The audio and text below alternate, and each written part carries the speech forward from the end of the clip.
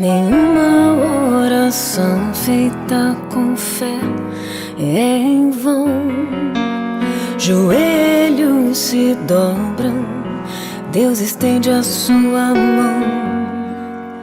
Nenhuma oração feita com fé é em vão. Joelhos se dobram, Deus estende a sua mão. Cada uma das tuas lágrimas foi colhida e plantada no coração de Deus, no coração de Deus. Cada uma das tuas lágrimas foi colhida e plantada no coração de Deus. E brotará em um lindo jardim, eu sei que florescerá. Flores e frutos com abundância colherá. Em um lindo jardim, eu sei que florescerá. Flores e frutos com abundância colherá.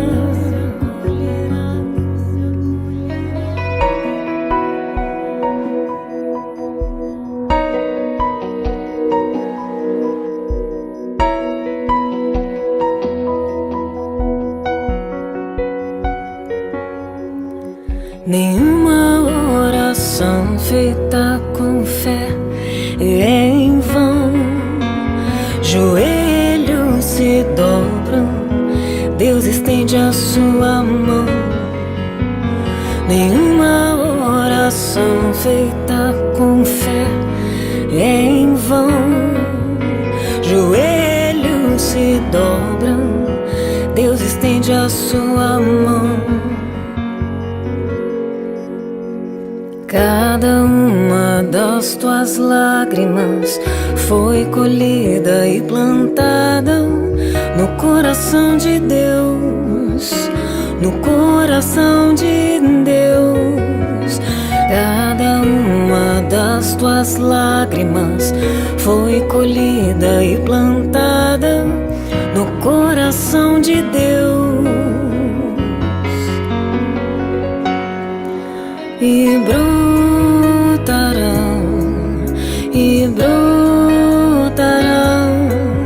em um lindo jardim, eu sei que florescerá.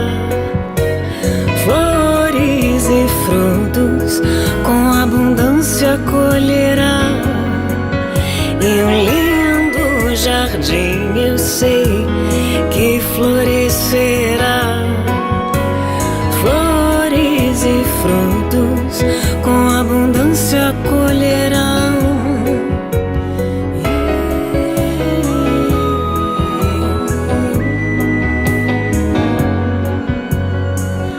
A oração é o lugar onde Deus e o homem se encontram.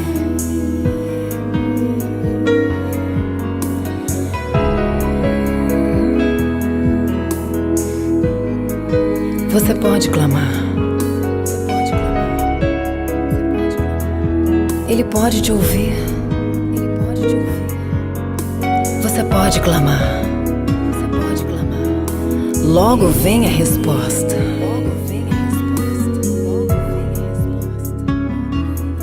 Eu sou a prova viva disso.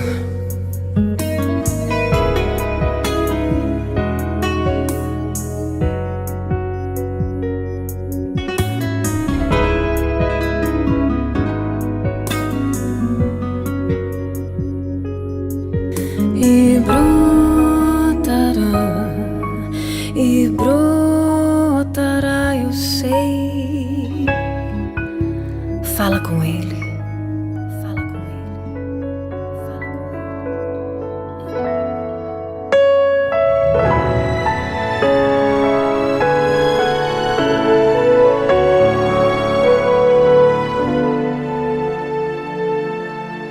A misericórdia hoje me esperava despertar. A misericórdia hoje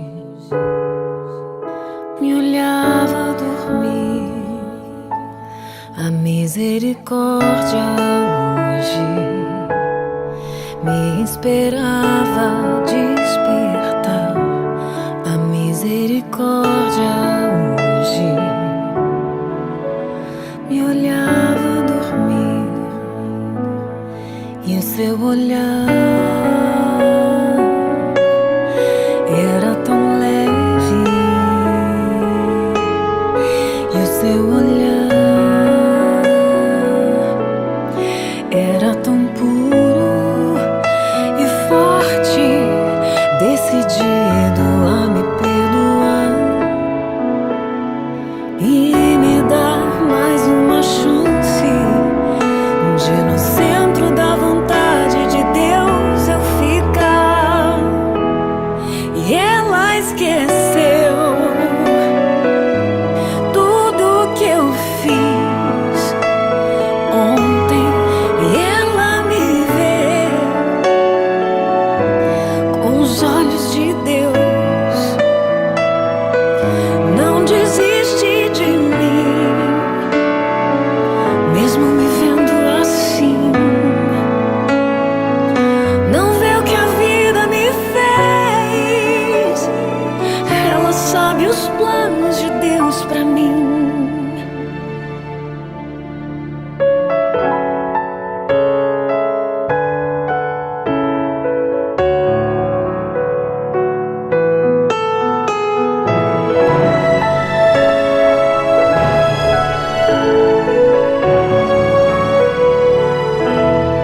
E o seu olhar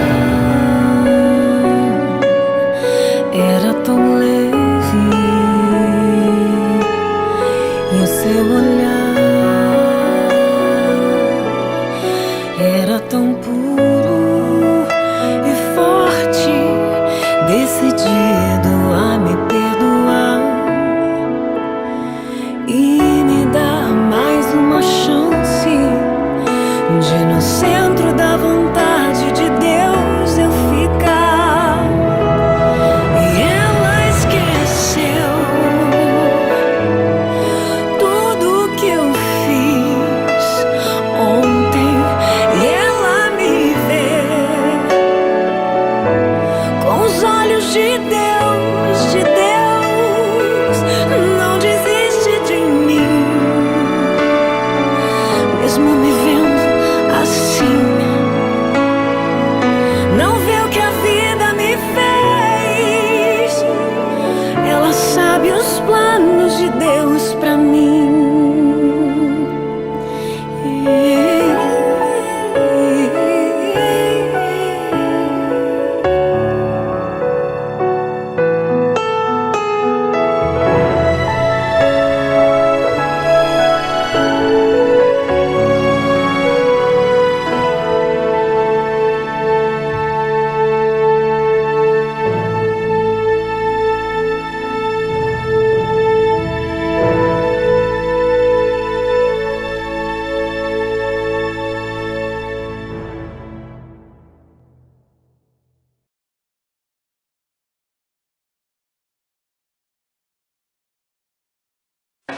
Mas vamos lá, tá? Acho que a principal parte a gente já fez, tá bom?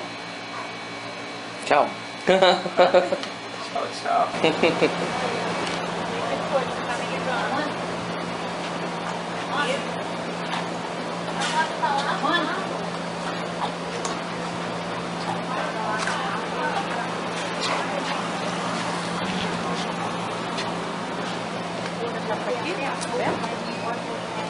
Vê se tá aberto, Renato. Nós estivemos aqui, te agradecemos por tudo que foi feito, oramos por cada uma das pessoas que ainda permanecem nesse lugar.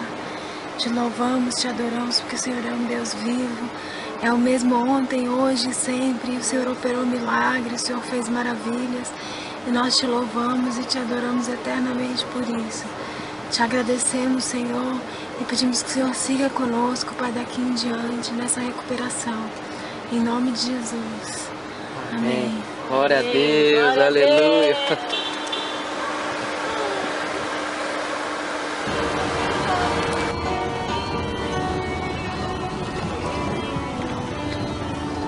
Mestre, eu preciso de um milagre.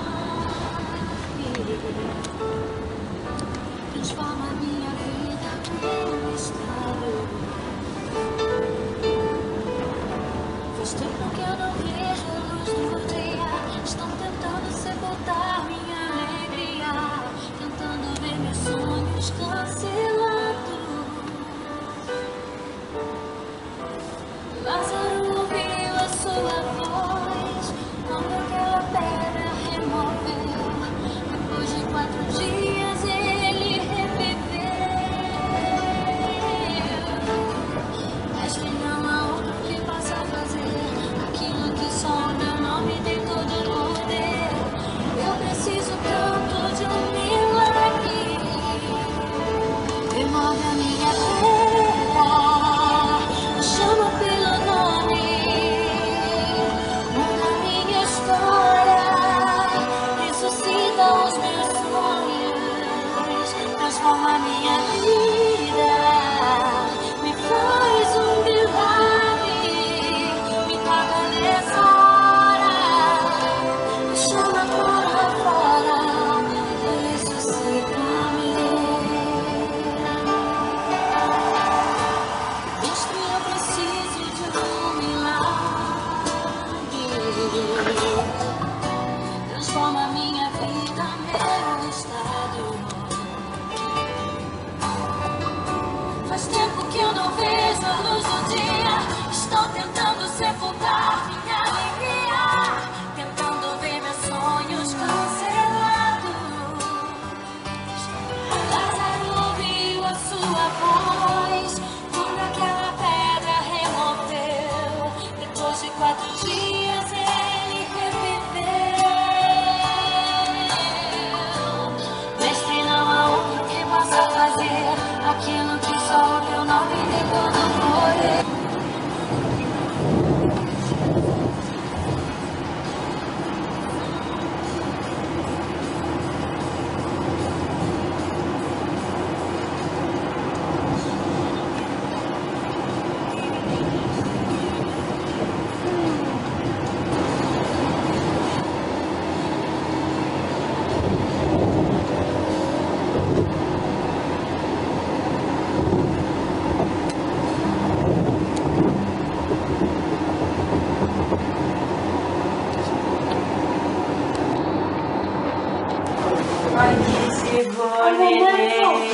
Seja bem-vinda, tá? Ô, minha filha, olha o seu amor aí.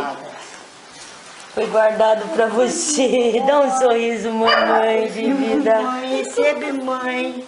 Recebe, mamãe. Toma, mamãe, pra você, mamãe. Minha amada, mãe. Ele vai ganhar um sorrisão, já já. Ei, José. Ei, José. Olha a mamãe, meu amor. Ó, José. Fala, seja bem-vinda, minha mãe querida. Eu te amo, mãe. Oi, José. Fala com a mamãe. Amo. Ele já vai te dar um sorrisão. Oh, minha filha. Ele vai te contar tudo já já. Gugu. Olha, ele não tira os olhos de você. Olha lá, minha filha, teu amor, minha filha. É lindo, cadê a sua mamãe? Cadê a sua mamãe?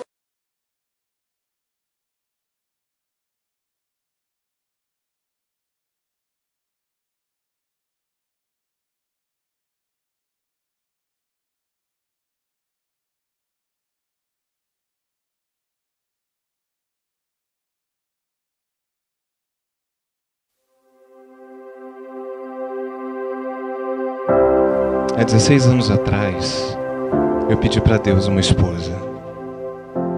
Eu fiz um bilhetinho para Ele, com as características da pessoa que eu queria. E ele dizia assim: onde estás, minha amada? Por onde andas? Onde caminhas? Será que pensas em mim? Como serão os teus cabelos, minha amada? Como se agitam ao vento? Que cor ele terá?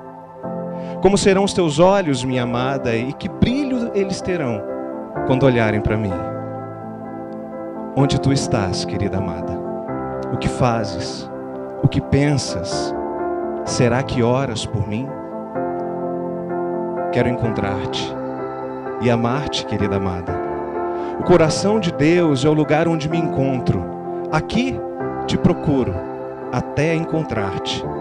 Venha ao meu encontro, pois amo amar-te.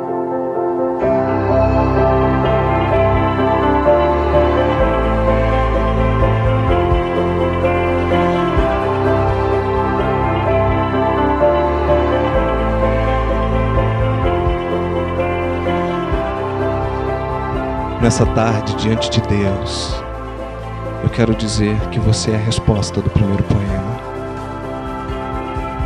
Que você é a mulher com quem eu sempre sonhei, antes de te conhecer. Que eu me pego pensando em você todos os dias. E não existe a menor possibilidade de eu não te amar. Não existe a menor possibilidade de eu não te fazer feliz, porque eu nasci para te amar.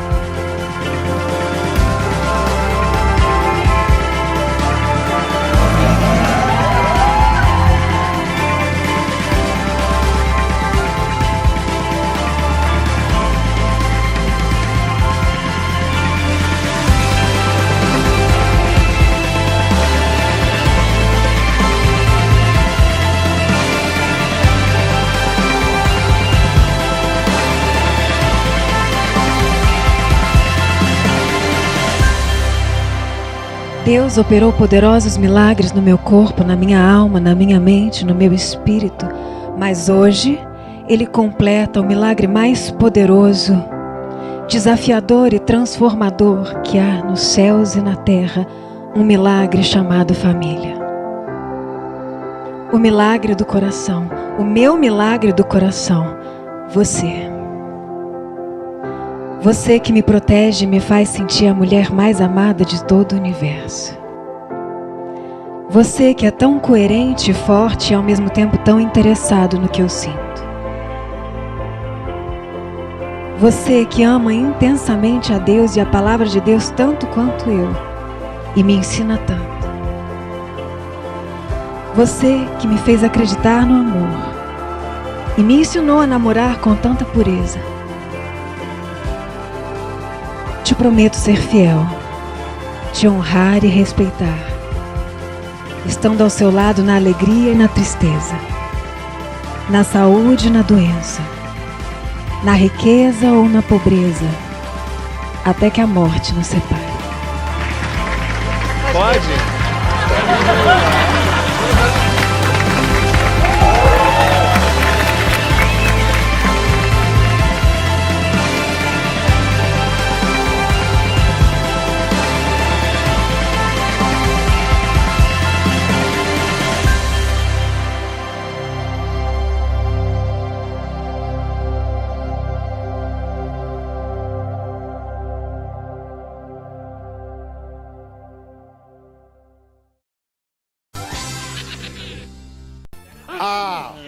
Você acredita em que a gente pode morrer e voltar? Vamos ver. Então vamos ver. Vamos 2 de prosa, vai. Ela é cantora e escritora. É um caso único e impressionante registrado pela medicina. Ficou 52 dias em coma.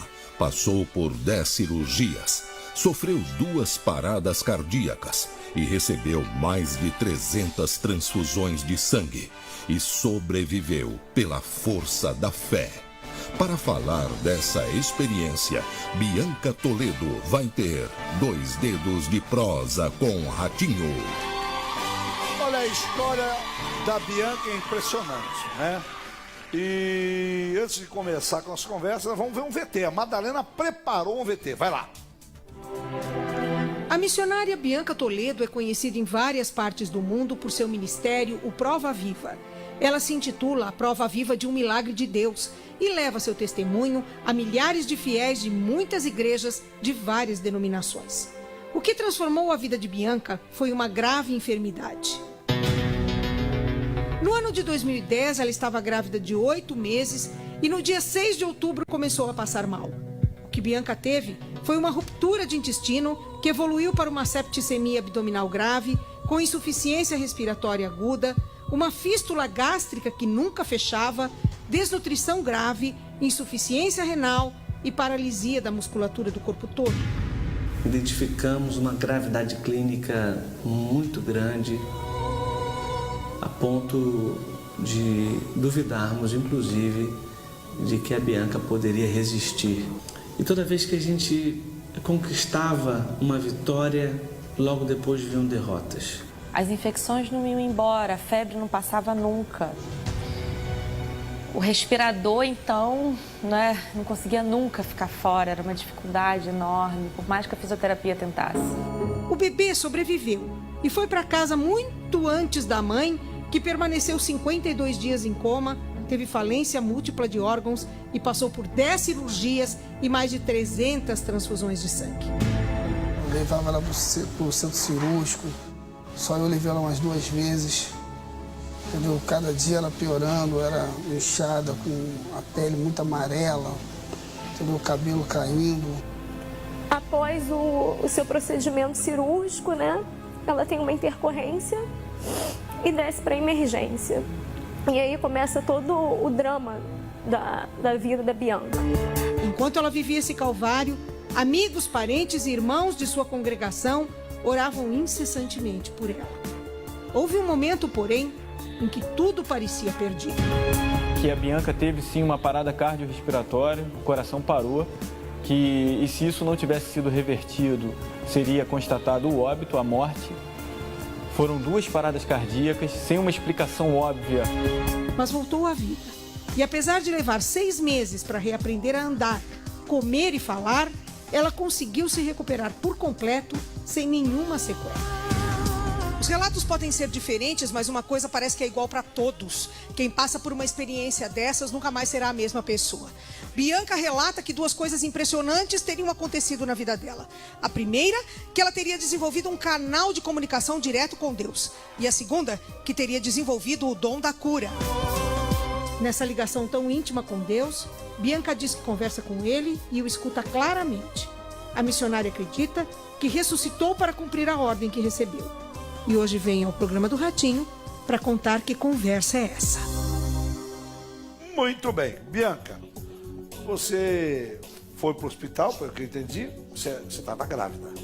Eu estava grávida. E você achou que estava chegando a hora do neném nascer? Eu estava grávida de 8 meses e acordei com uma dor abdominal aguda.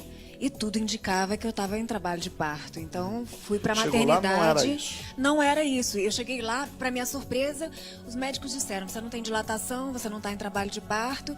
E imediatamente eu comecei a apresentar um vômito. Só que era um vômito muito escuro e com placas de sangue. E eles não sabiam dizer o que era. Então, cogitaram que era uma úlcera, que era um sangramento abdominal, que era...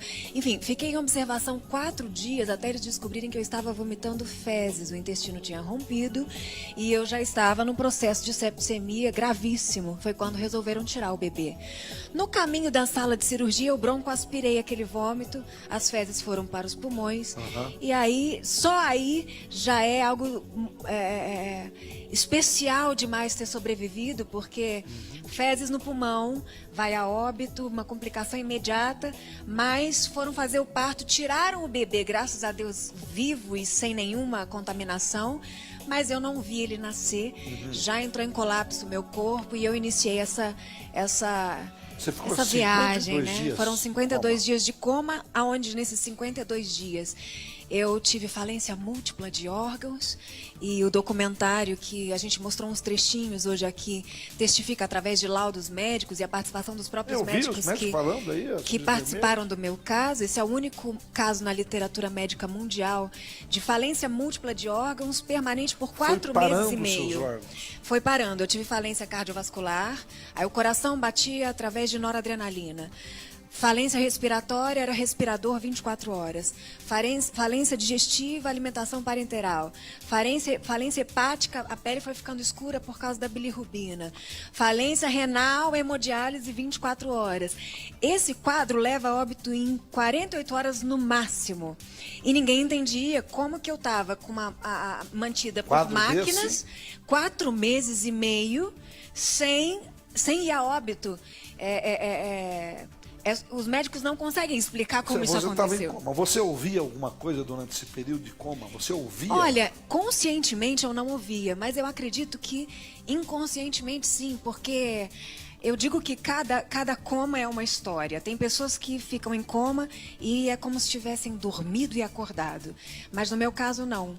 Eu tinha sonhos que envolviam roteiros que uniam-se uns aos outros como se eu tivesse passado aqueles 2 meses em um outro lugar. Tanto que quando eu abri os olhos pela primeira vez e eu soube que eu tinha alcançado um estado de inchaço, de anasarca, de mais de 150 quilos. Você sentia alguma coisa? Dor não, eu sentia uma angústia de perceber que as pessoas estavam falando e eu não falava porque eu estava traqueostomizada. As pessoas se movimentavam e eu estava completamente paralisada por causa da miopatia multifatorial, que é o coma, ele gera uma atrofia muscular. Para tudo. Para tudo. Então, foram me contando que eu tinha tido 2 paradas cardiorrespiratórias de 18 minutos. 18 minutos? Você morreu 18 minutos? Morri 18 minutos. Você chegou a ver alguma coisa diferente? Olha, quando você fala que se você falou você acha que falou com Deus, por que você acha isso? Olha, eu já era cristã há 15 anos. Então, eu tinha experiências com Deus já. Eu já sabia identificar quando Deus estava falando comigo, assim como Deus pode falar com qualquer pessoa que clamar e que quiser. Isso é uma questão de fé e de desenvolvimento de uma intimidade, de um relacionamento com Deus. As pessoas às vezes falam assim, poxa, Deus fala com você, eu quero que Ele fale comigo. E eu digo, bom, Deus pode falar com qualquer pessoa, mas quanto tempo você investe nesse relacionamento com Ele? Eu vou contar uma história que o Moacir Franco me contou. Aconteceu com ele. Ele me disse, eu acredito, até porque sou amigo dele. E o Moacir Franco me disse que ele entrou em coma e durante o período que ele estava em coma, ele ouvia, isso há muito tempo atrás, ele ouvia as pessoas falar em volta dele, sabia tudo que estava acontecendo, mas as pessoas falavam que ele já tinha morrido, que não ia ter mais chance, que as chances seriam mínimas, e ele ouvia isso falar. Mas diz que perto dele, estou falando só o que ele me falou, diz que tinha alguém, enquanto ele estava em coma, junto com os médicos, tinha alguém que não era médico, que não era enfermeiro, não era nada. Era uma espécie de zelador do hospital que vinha, que estava de branco perto dele, que vinha e colocava um lenço na testa dele e falava no ouvido dele. O que eles estão falando é tudo mentira, você vai sair dessa, pode ficar sossegado. E aquilo animava mais o Moacir, ele acreditava mais naquela pessoa que estava aqui do que na conversa dos médicos e enfermeiros que estavam em volta. Passou-se o tempo, ele saiu do coma. Depois de uma temporada, ele saiu do coma. Eu estou falando isso para tentar ver se é mais ou menos isso que aconteceu com você. Quando ele saiu, ele foi na capela. Lá tinha uma capela, ele foi na capela para agradecer, para rezar, para orar, enfim. E o cara estava na capela. Essa mesma pessoa estava na capela. Daí ele olhou para ele e falou, e ele primeiro perguntou para os médicos, quem é aquele cara que entrava com vocês? Daí o médico falou, não, mas ninguém entrava com a gente aqui na UTI. Aqui só médico e enfermeiro. Não, tinha um zelador que entrava aqui. Ele falou, não tem ninguém. Ele explicava quem era e não tinha. Daí o Moacir entrou dentro da capela, estava rezando para ir embora. Olhou e falou, você está aqui, quem é você? Diz que o cara olhou para ele, deu um sorriso e falou, eu só sou um zelador. E entrou pela parede e subiu. Uau. Quem me disse foi o Moacir Franco. Uau. Até ele ia gravar essa história pra gente, acabou não dando certo. Mas a história que disse que aconteceu com ele. A palavra de Deus diz que Deus dá ordem aos seus anjos a nosso respeito. Para quem crê na Bíblia, crê que existem anjos que podem guardar a vida daqueles que pertencem a Deus. Deus tem um cuidado especial com seus filhos. Você recebeu uma mensagem sobrenatural? Eu recebi algumas. Mas eu posso te dizer que também tinha um maqueiro, mas ele não era um anjo não, era um maqueiro mesmo. Foi não. Eu saí do coma e eu estava num nível de lucidez tão agudo que os médicos não acreditavam, porque 18 minutos de parada cardiorrespiratória, eu teria uma lesão cerebral, inclusive alguns médicos da equipe acham que eu tinha lesão cerebral que foi revertida por algum motivo. Então eles falavam comigo como, sem saber se eu estava ouvindo, se eu estava entendendo. E você estava ouvindo, entendendo? 100%, eu me lembro do nome de todas as enfermeiras. Eu não falava, eu não me mexia, eu só piscava. O Las Grael, que todo mundo conhece, aquele que perdeu uma perna, aquele esportista que perdeu uma perna, e durante aquele dia que ele perdeu a perna, ele teve 2 paradas cardíacas, uma de 6 minutos. Eu ouvi ele falando num programa da Fátima Bernardes isso. Não falou para mim, eu ouvi ele falando no programa da Fátima Bernardes. E ele disse que ele sentia, quando ele estava fora e via as pessoas cuidando dele. E disse que ele sentia uma felicidade tão grande de saber que está todo mundo em volta dele, mas ele já não estava mais lá.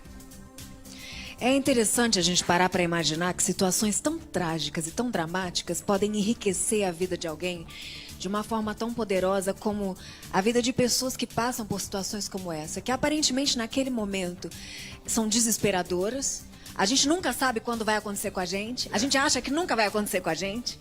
Eu nunca imaginei na minha vida que diante da realização do meu maior sonho, eu ia vivenciar uma experiência tão profunda e tão dolorosa.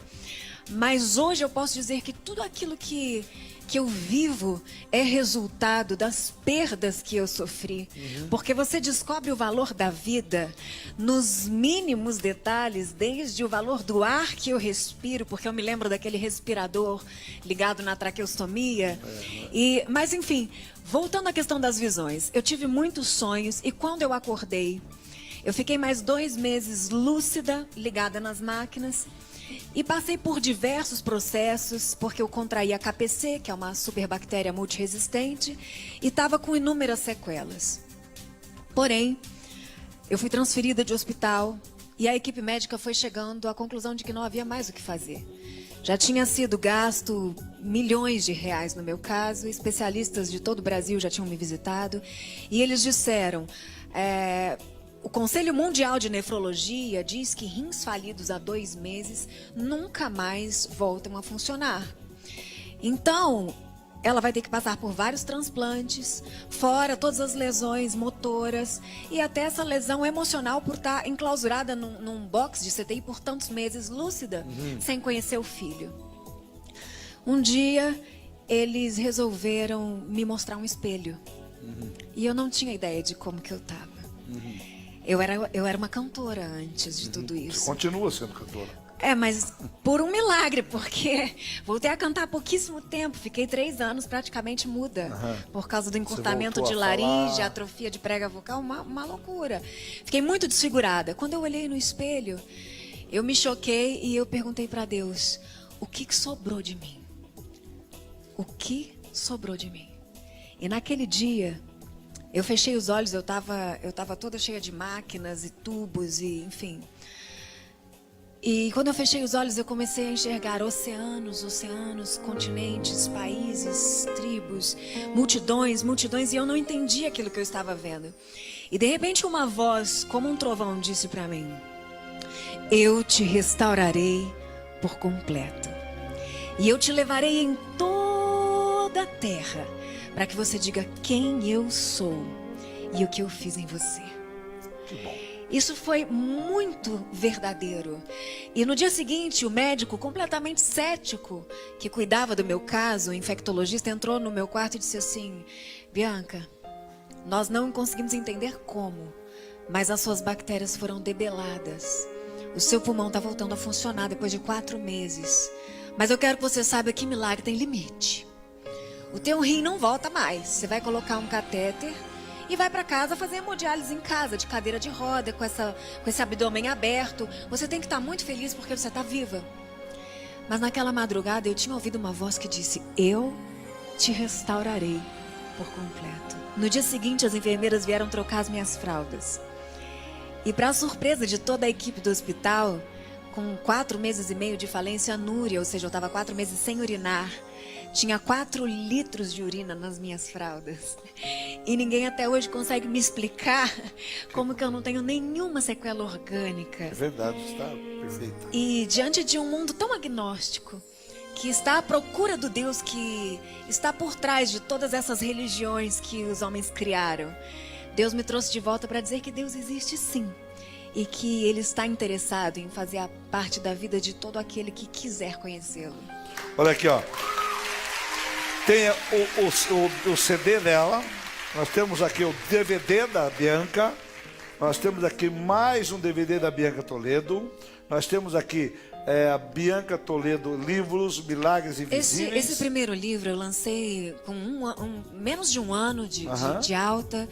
E ele foi de uma forma super orgânica, que eu fiz tudo praticamente sozinha. Mas o poder daquilo que Deus fez na minha vida tem alcançado tantas pessoas dentro dos hospitais.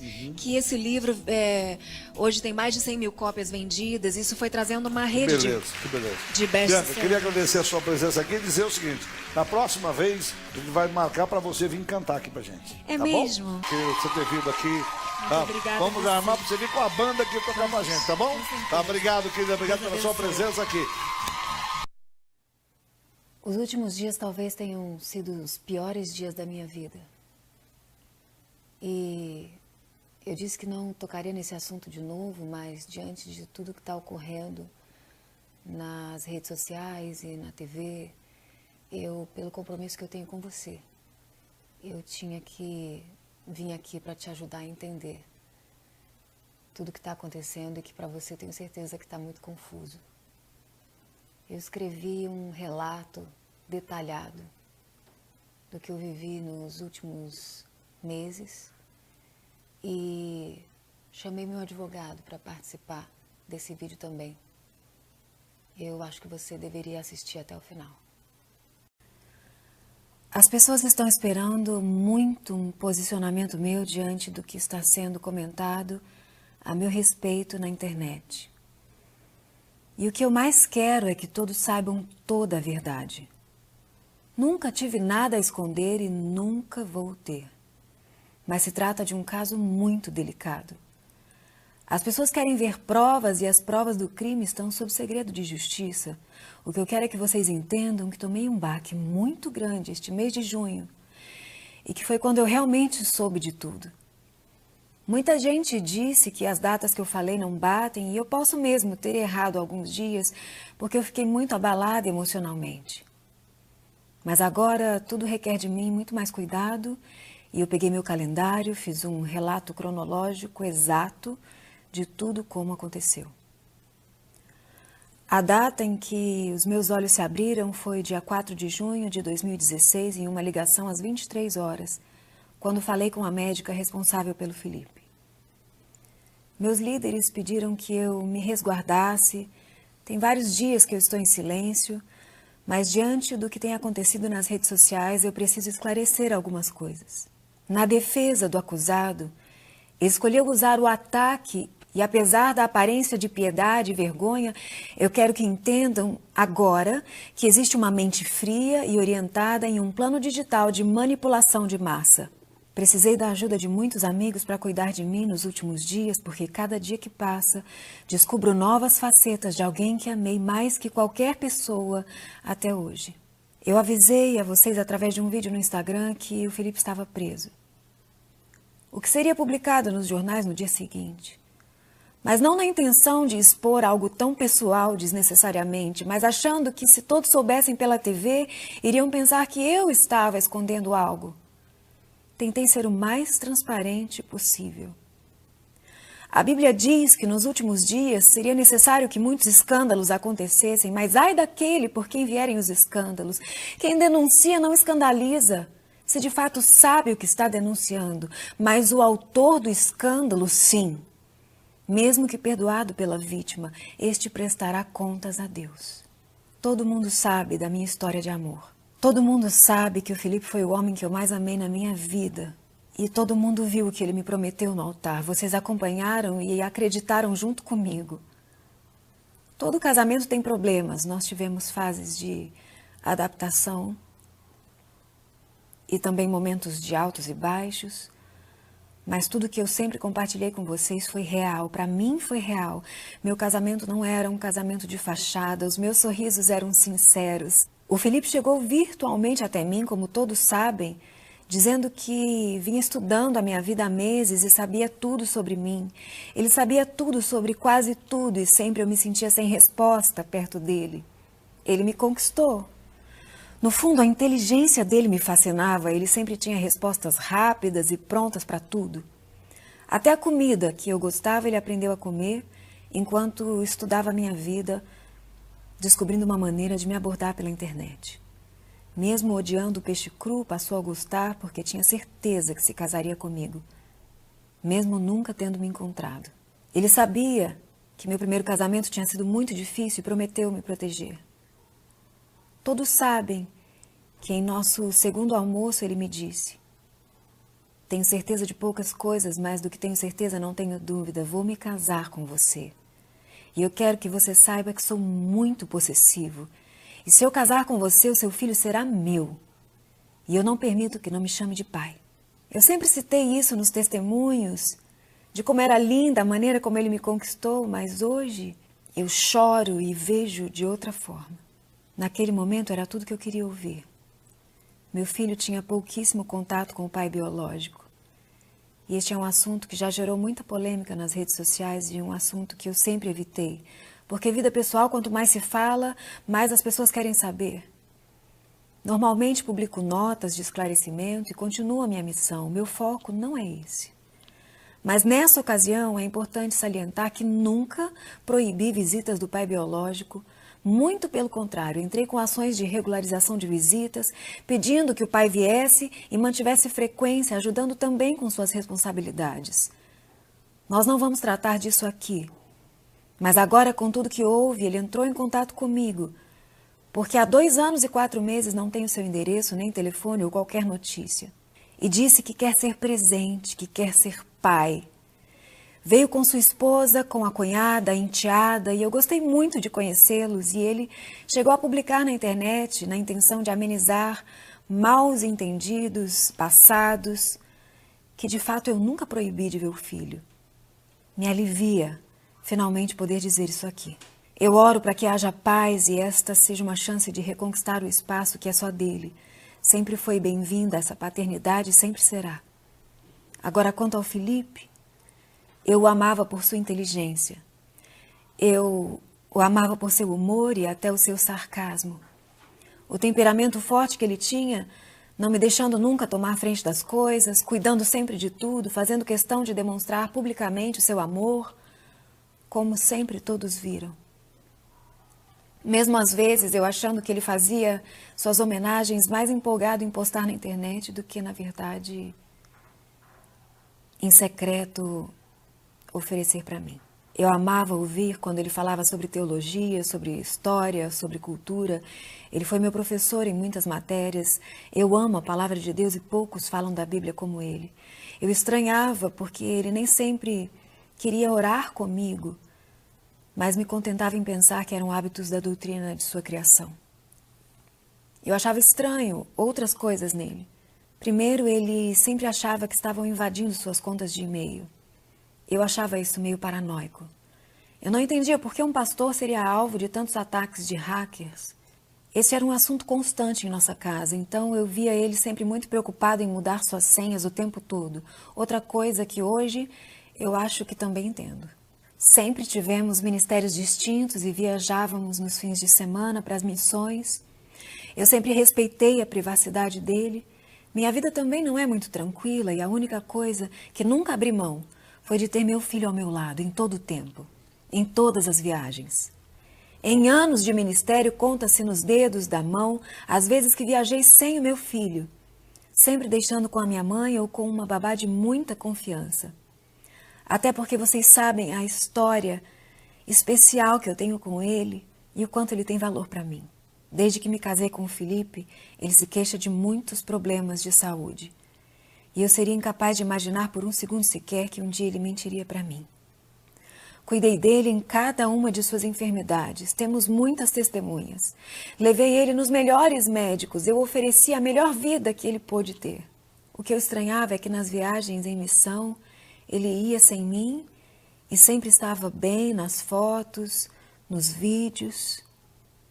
E eu esperava ele em casa com saudade, cheia de expectativa, e ele chegava sempre muito doente. Desde a hérnia de disco, com o excesso de cortisona que atrapalhou nossa lua de mel, até o princípio de infarto, quando tinha que lidar com calúnias e difamações contra mim na internet. Inclusive ele mesmo foi à delegacia dizer que eu estava sofrendo perseguição e acionou junto ao advogado a Lei Maria da Penha para minha própria proteção. Ele via meu sofrimento. Ele dizia que ia me proteger de qualquer coisa, a qualquer custo. E até falava que adoecia porque era meu escudo espiritual e emocional, e eu acreditava. Depois ele teve um possível melanoma, fez uma cirurgia para tirar uma pinta. Na biópsia deu negativo, mas ele insistia em dizer que tinha tido um câncer. Ele teve tantos efeitos colaterais que não conseguíamos ter uma vida conjugal normal, e então ele me disse que estava com depressão, porque não podia me satisfazer como mulher. Os antidepressivos causavam mais transtornos hormonais que tinham novos efeitos colaterais. Foram 2 anos de muitas enfermidades, desde hérnias, asma, alergias, dores, síndrome do pânico, estresse agudo, zika e até o tumor na hipófise. Um tumor na cabeça que ele me disse ter agora em junho desse ano. Reclamava que a cabeça doía, que o rosto estava ficando torto, e nisso foram 3 plásticas. Ele tinha uma série de sintomas e eu fui atrás de mais uma médica especialista. Eu fiquei muito preocupada e levei ele a uma expert em diagnósticos em São Paulo. Isso foi em meados de abril e maio desse ano. Ela pediu muitos exames, até para descobrir por que ele tinha pouco ou quase nenhum libido durante todo o casamento. O tumor seria uma resposta, ela disse. Depois de feitos exames aqui no Rio de Janeiro, ele voltou a São Paulo com os exames e me pediu que não fosse com ele porque queria ficar à vontade com a médica e falar de sua vida e seu passado.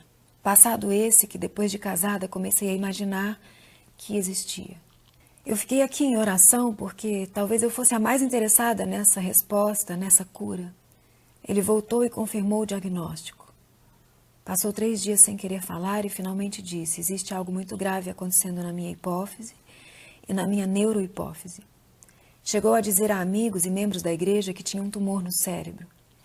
Passei 15 dias horríveis pensando que ele podia morrer ou passar por uma grave cirurgia a qualquer momento. Ele chegou a desenhar a deformidade na neurohipófise que a médica disse que ele tinha, e eu fui estudar o quadro clínico. Em maio, tive 3 conferências em Boston, onde ele quis me acompanhar e a igreja lá clamou pela cura dele junto comigo. Eu estava otimista com a resposta de nossas orações, mas chegando no Brasil, ele me dizia que tinha ausências, desmaios e convulsões. Eu nunca vi. Passaram-se alguns dias e eu estranhei sua passividade diante de um laudo tão grave. E então liguei para a médica de São Paulo, e isso foi dia 4 de junho, às 11 horas da noite. Ela surpresa com a minha ligação e eu disse: doutora, por favor, me explica a gravidade do que ele tem. E ela disse: pastora, eu não entendo sua preocupação. O seu marido veio aqui há mais de 15 dias atrás e os exames deram todos negativos. Ele não tem nenhuma doença grave, nada cirúrgico, apenas um transtorno hormonal por excesso de antidepressivo, Lexapro. Ele se automedica, toma 3 comprimidos por dia e isso gerou uma série de sintomas semelhantes aos de um tumor na hipófise. Mas não é o caso dele. Diante do que eu contei a ela, que ele havia me dito e vinha contando durante os últimos 15 dias, ela se preocupou comigo. Por que um paciente mentiria sobre um diagnóstico tão grave? Então ela me disse: pastora, o seu marido tem todas as características de uma pessoa com múltiplas personalidades. Porque quando ele veio com você, ele era uma pessoa. Quando ele veio sem você, ele era outra pessoa. como se fosse algo que ele tentasse esconder ou controlar. Ele pode estar criando sintomas para camuflar sua homossexualidade. Quando eu ouvi essa frase, minha mente teve um impacto tão grande que meus olhos se abriram para tudo que eu nunca quis ver. Não vou dizer que nunca tinha pensado nisso. Mas o que mais me chocou não foi a hipótese dele ser homossexual, mas de ter mentido tanto para mim. Eu confiava nele. E eu estava disposta a estar ao lado dele se me contasse e quisesse a minha ajuda. Muitas pessoas já me questionaram desde o namoro sobre a sexualidade dele por causa dos seus trejeitos. E eu sempre defendi o nosso casamento. Estava disposta a lutar até o fim, se fosse realmente uma enfermidade física. Meu amor e minha confiança eram sem limite. Mas naquele momento eu me senti traída, enganada e até me senti feita de boba. Porque eu movi ministérios para clamar por ele, e eu mesma virava as noites impondo as mãos enquanto ele dormia, e ele afirmava que tinha dores insuportáveis, e já estava trocando palavras, dizendo que não concluía as frases, dizia que sentia que ia morrer. Isso me fez pensar que ele podia estar mentindo sobre muitas outras coisas, que eu nunca desconfiei. E por uma semana eu pedi a Deus que me mostrasse quem ele era, e eu disse: Deus, eu estou pronta, pode me mostrar. Na época eu estive em Palmas, ministrei sobre a sabedoria do silêncio de Esther. Meus líderes estavam no Brasil e eu disse a eles o que tinha ocorrido e a descoberta do falso laudo e o comentário da médica. Oramos juntos e me disseram: não faça nada, simplesmente ore e espere, porque o Senhor vai colocar todas as provas nas suas mãos. Eu estava muito abalada. Não sei como eu consegui ministrar aquele fim de semana.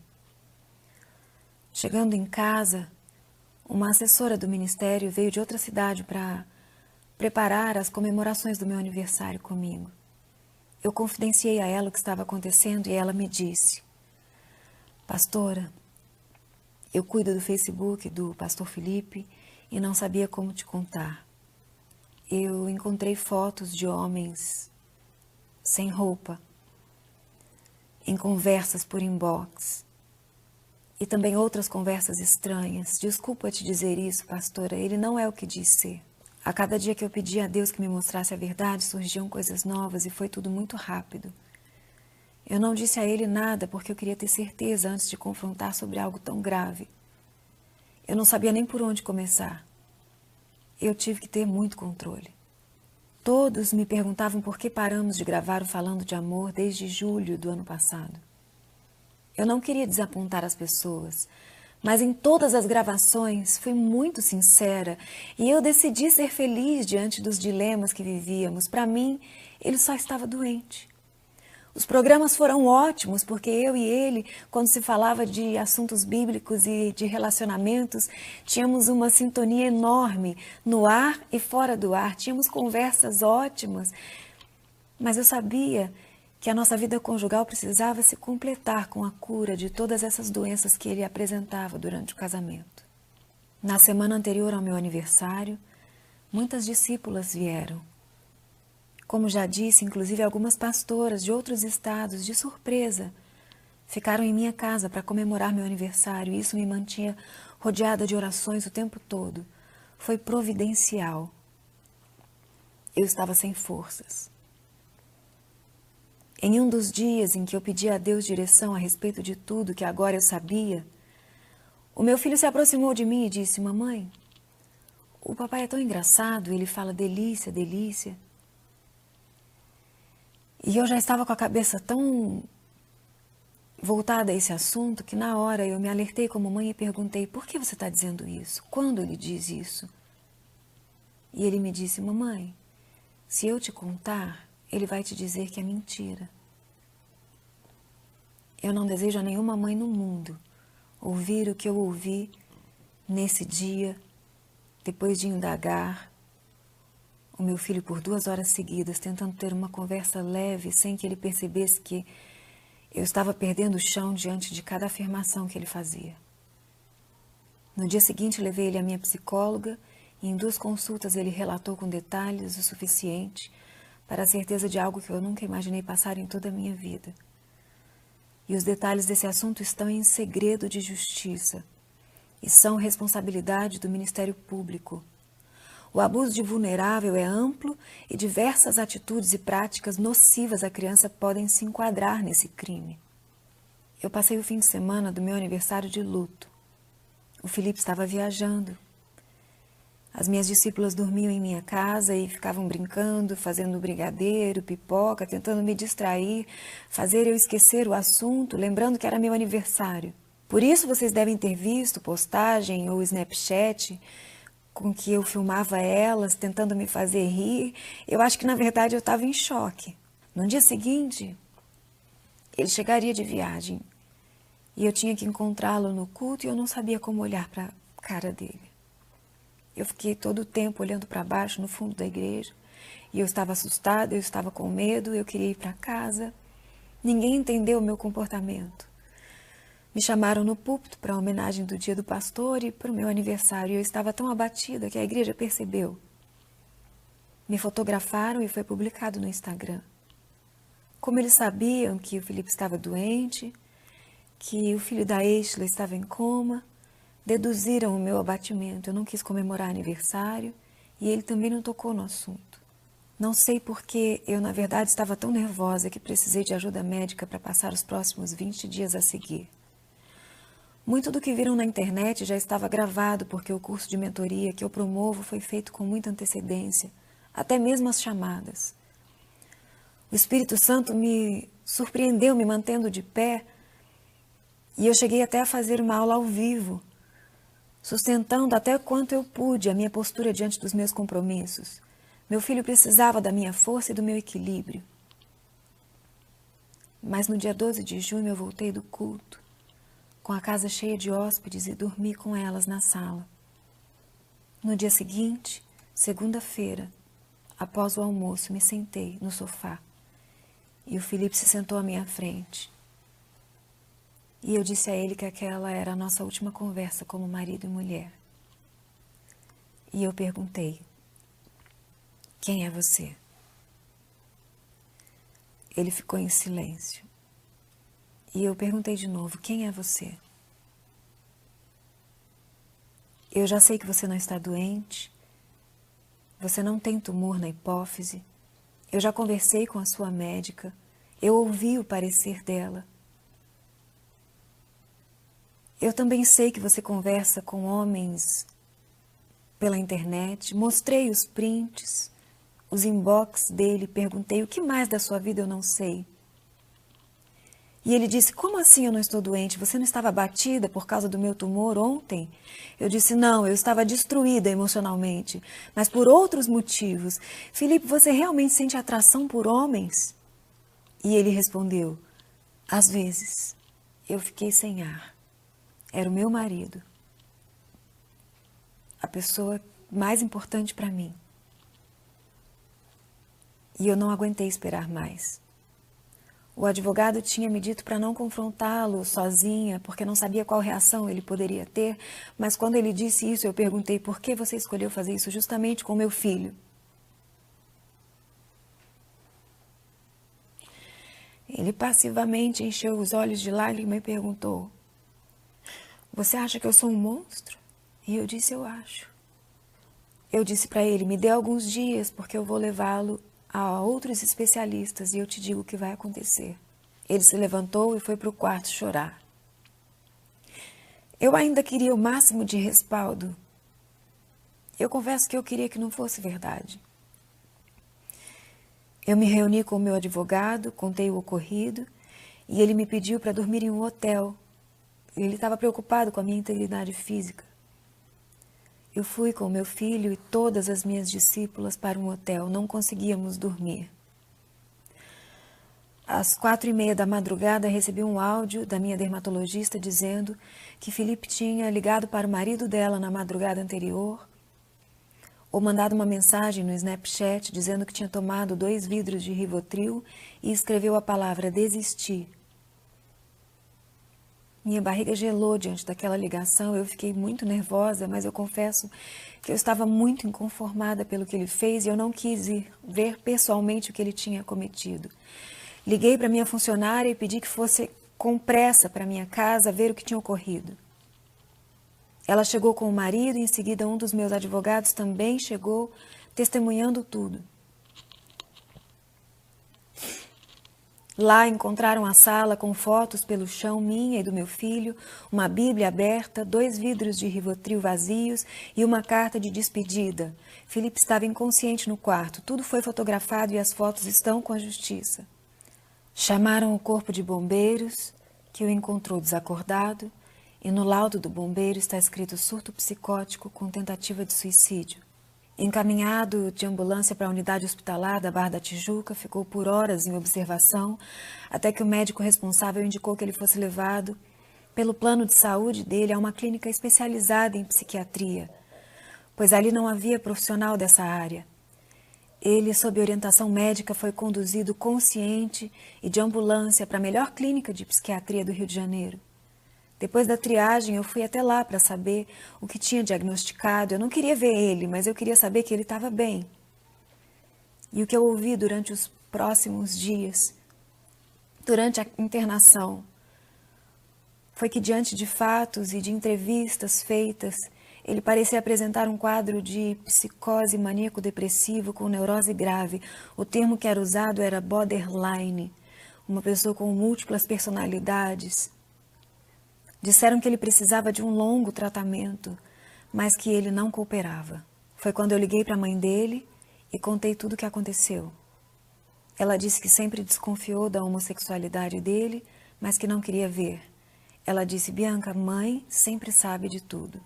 Ela disse que estaria ao meu lado para apoiar o tratamento dele, se ele precisasse ficar na clínica, mesmo que ele não quisesse. Ela disse que estava envergonhada do que ele tinha feito. Então eu combinei com ela de trazê-la assim que a clínica liberasse as visitas, porque todo paciente que entrasse com um quadro como o dele precisava de 7 dias de observação. Toda a minha conversa com ela foi pelo WhatsApp e estão registradas com os advogados. A clínica, que cuidava muito bem dele, me pediu para levar meu filho a um psiquiatra especialista que eu não conhecia, então o levei. O laudo comprovou o que eu ainda queria que fosse um engano, mas não era. Resultado comprovado: abuso de incapaz. Meu advogado disse que se eu não relatasse isso à polícia, eu poderia ser acusada de cumplicidade ou negligência, podendo até perder a guarda do meu filho. Diante disso, imediatamente fui e fiz um registro de ocorrência. E tamanha a força das provas apresentadas, o pedido de prisão foi dado em aproximadamente 4 dias. No dia em que a clínica liberou para visitas, fui lá acompanhada do advogado e de um representante da liderança que o aconselhava. O apóstolo Sérgio Paulo comunicou a ele que sua licença pastoral estava cancelada e ele deveria procurar uma ocupação secular, porque perdeu a licença para exercer o pastorado diante de sua imoralidade. E na mesma ocasião, o advogado comunicou que eu não viveria mais com ele. Ao contrário do que falsamente ele alega, em nenhum momento foram levados documentos ou falado de divisão de bens, e temos como testemunha a própria terapeuta familiar presente na reunião. Eu somente disse a ele que eu e meu filho, como cristãos, havíamos liberado perdão a ele por tudo o que ele fez. Só não queríamos mais viver com ele. Ele mal me cumprimentou e disse que ia contratar os melhores psiquiatras do Brasil para provar sua inocência. Ele estava muito estranho e me olhava com um olhar de muito ódio. A terapeuta familiar que intermediou a visita me chamou após ele sair e disse: proteja-se.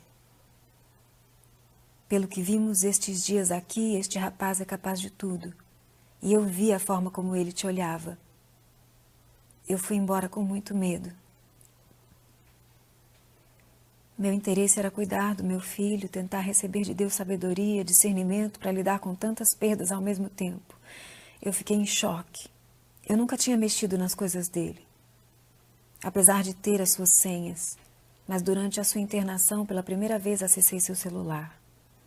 Vi seus e-mails, WhatsApp, Facebook, concluindo que realmente era verdade o que eu não queria ver.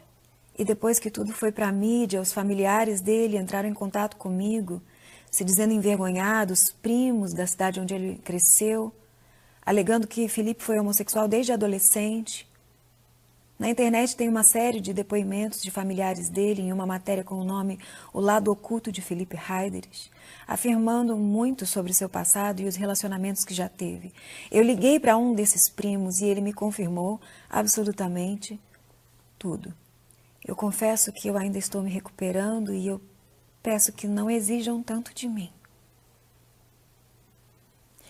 Eu fiquei muito mal com a prisão dele e pior quando vi o vídeo que ele fez saindo de lá, porque ao invés de se defender, ele me ofendeu com muitas mentiras.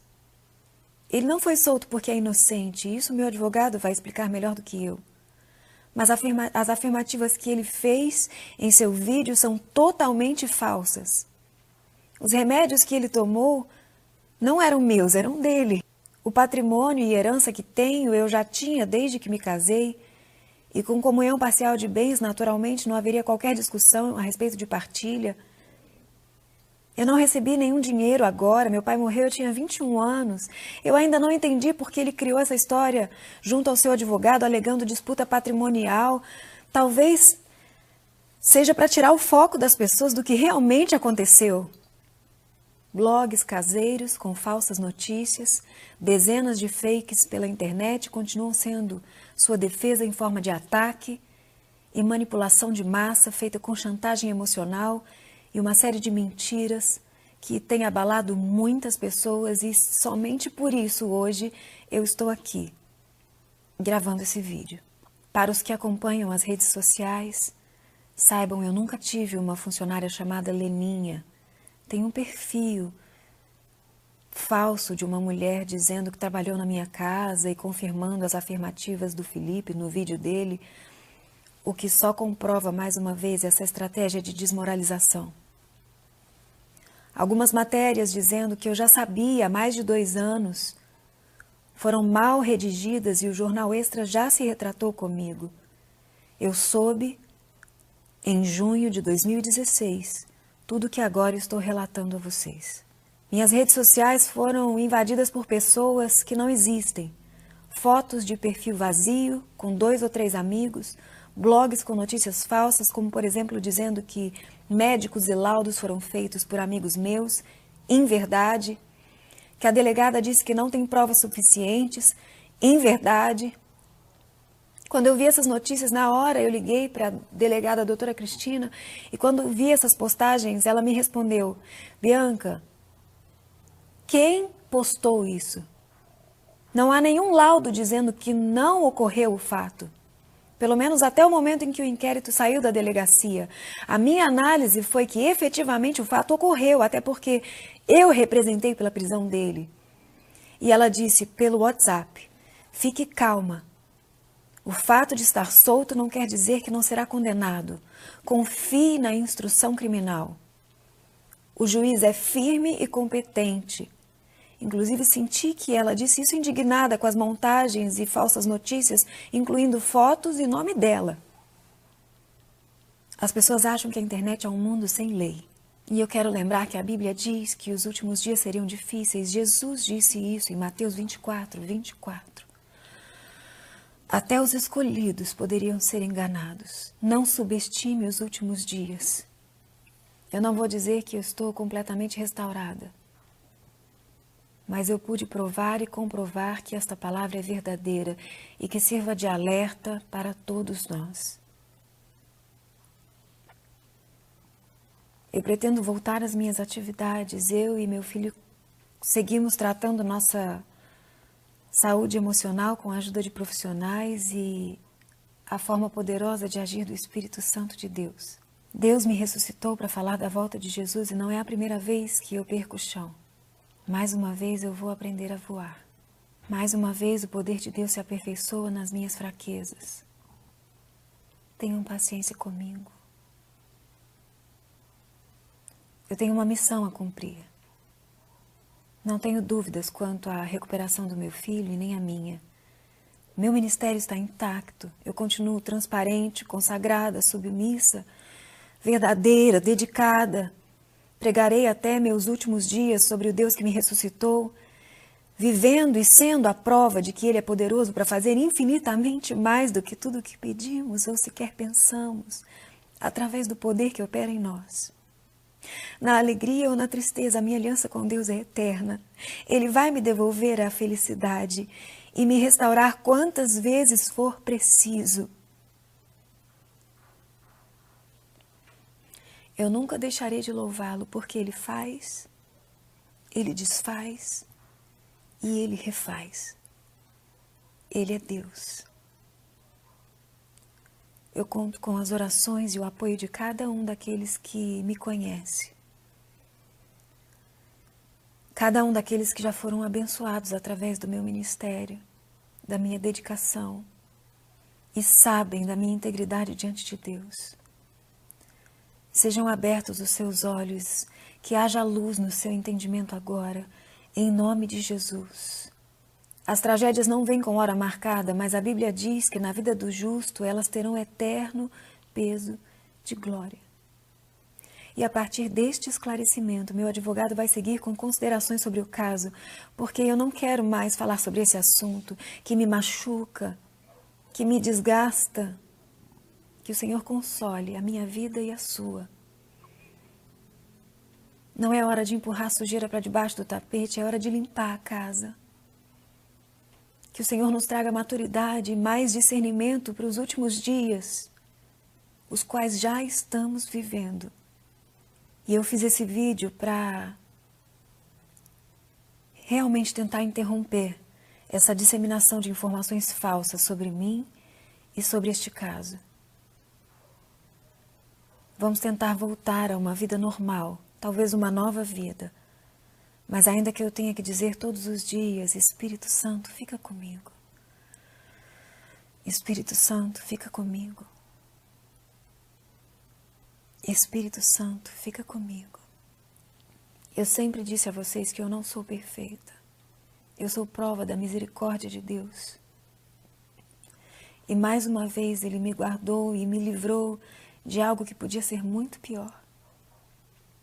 E eu sei que Ele vai me restaurar de novo. Que Deus abençoe vocês. Que o Espírito Santo de Deus traga a verdade através de cada uma dessas palavras. E tire toda a cegueira, todo o engano do coração daqueles que, de qualquer forma, possam ter vindo a duvidar de mim. Em nome de Jesus. Amém. Eu estou aqui a pedido da pastora Bianca para esclarecer alguns detalhes jurídicos do assunto, até porque ela vem sendo vítima, ao longo das últimas semanas, de acusações levianas e inverdades que são postadas no Facebook, na internet, redes sociais, a respeito do caso e de um tema tão delicado que inclusive está sob segredo de justiça. A partir do momento em que a autoridade policial tomou conhecimento das graves denúncias e que a pastora Bianca informou à delegada, ela prontamente colheu as provas, tanto que nós temos 8 testemunhas arroladas no inquérito policial e com base tanto no depoimento das testemunhas, como no relato da pastora Bianca e nos laudos psicológicos a que foi submetido o menor, ela prontamente representou pela prisão temporária do acusado. O Ministério Público ofereceu a denúncia e o juiz a recebeu num despacho muito bem fundamentado, onde elenca todas as razões para que a ação penal seja deflagrada. O acusado foi solto não por ausência de provas. Pelo contrário, as provas estão num inquérito que tem mais de 200 páginas até o momento, com 8 testemunhas, laudos, depoimentos e tudo mais. Então, somente porque ele não tem maus antecedentes e tem endereço fixo. O juiz, no despacho em que recebeu a denúncia, determinou uma série de medidas cautelares para o acusado, que não pode, sob hipótese alguma, sob pena de voltar à prisão, se aproximar tanto da vítima quanto da pastora Bianca, não pode se ausentar da comarca sem autorização judicial e foi obrigado a entregar seu passaporte para a autoridade judicial. Para finalizar aqui a minha participação, eu venho ressaltar que eu acho muito estranho que o advogado acusado participe de programas quando, na verdade, esse processo está sob segredo de justiça e fatos tenham sido levados à mídia que não poderiam estar sendo de conhecimento público. Até porque envolve menor. E o que me causa espanto também nessa história toda é que vem sendo levantada a questão de que tudo isso se deu por questões patrimoniais. O que isso não está nos autos, não é objeto do crime, mas queria deixar bem claro que todo o patrimônio que a Bianca tem é fruto de herança, então isso jamais poderia ser partilhado, como quer fazer crer o acusado, que tenta desviar o enfoque do crime em si e do processo para questões outras que não dizem respeito ao processo e na verdade serve como uma cortina de fumaça para camuflar tudo que ele vem fazendo nos últimos dias para tentar tirar o foco do crime que de fato aconteceu e será demonstrado nos autos, que é onde essa discussão tem que prosseguir.